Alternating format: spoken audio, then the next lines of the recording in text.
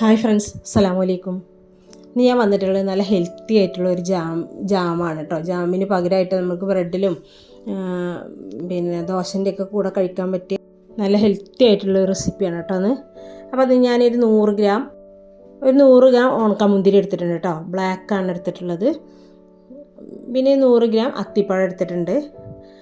ഇത് രണ്ടും നമുക്ക് നന്നായിട്ടുണ്ടെന്ന് കുതിർക്കാൻ വെക്കാം.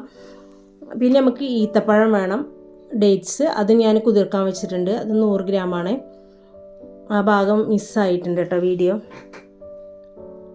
പിന്നെ നമുക്ക് വാൾനട്ട് വേണം, അത് 100 ഗ്രാം എടുത്തിട്ടുണ്ട്. അപ്പോൾ അത് ഒരു 1.5 മണിക്കൂർ നേരം കുതിർത്തതിന് ശേഷം മിക്സിയിൽ ജസ്റ്റ് ഒന്ന് അടിച്ചെടുത്തുക കേട്ടോ. ഇനി അതിലേക്ക് ഞാൻ തേൻ ഒഴിച്ചു കൊടുക്കുകയാണ്. അത് നമ്മുടെ ആവശ്യത്തിന് ഒഴിച്ചു കൊടുക്കാം. അപ്പോൾ അതിൽ അത്തിപ്പഴം, ഉണക്കമുന്തിരിയും ഈത്തപ്പഴം കൂടി ഇട്ടിട്ടാണ് ഞാൻ അടിച്ചെടുത്തിട്ടുള്ളത്. വാൾനട്ട് സെപ്പറേറ്റ് ഞാൻ പൊടിച്ചെടുത്തിട്ടുണ്ട് കേട്ടോ. അപ്പോൾ നമുക്ക് ഒന്ന് അടിച്ചെടുത്തിട്ടുണ്ട്. അപ്പോൾ അതിങ്ങനെ, അപ്പോൾ നല്ലോണം കുതിർന്നിട്ടില്ലെങ്കിൽ നമ്മൾ മിക്സീൻ്റെ ബ്ലേഡൊക്കെ കംപ്ലൈൻ്റ് ആവും കേട്ടോ. അപ്പോൾ നന്നായിട്ട് തന്നെ കുതിർത്തെടുക്കുക. അപ്പോൾ ഞാൻ വാൾനട്ട് പൊടിച്ച് വെച്ചാണ് 100 ഗ്രാം വാൾനട്ടാണ് എടുത്തിട്ടുള്ളത്. അതും കൂടെ ഇതിലേക്ക് ആഡ് ചെയ്യാണ്. ഇനി നമുക്ക് കുറച്ചും കൂടെ തേൻ ഒഴിച്ചിട്ട് അടിച്ചെടുക്കാം. അപ്പോൾ ഞാനിതൊരു ജാമിൻ്റെ പരുവത്തിലാണ് കേട്ടോ എടുക്കുന്നത്. അപ്പോൾ അതിലേറെ ഒന്നും കൂടെ ലൂസായിട്ട് വേണമെങ്കിൽ അങ്ങനെ എടുക്കാം.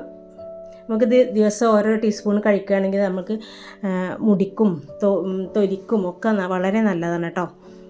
അപ്പോൾ ഹെൽത്തി ആയിട്ടുള്ളൊരു ജാമാണിത്. ദിവസം ഓരോ ടീസ്പൂണ് കഴിക്കുകയാണെങ്കിൽ വളരെ നല്ലതാണ്.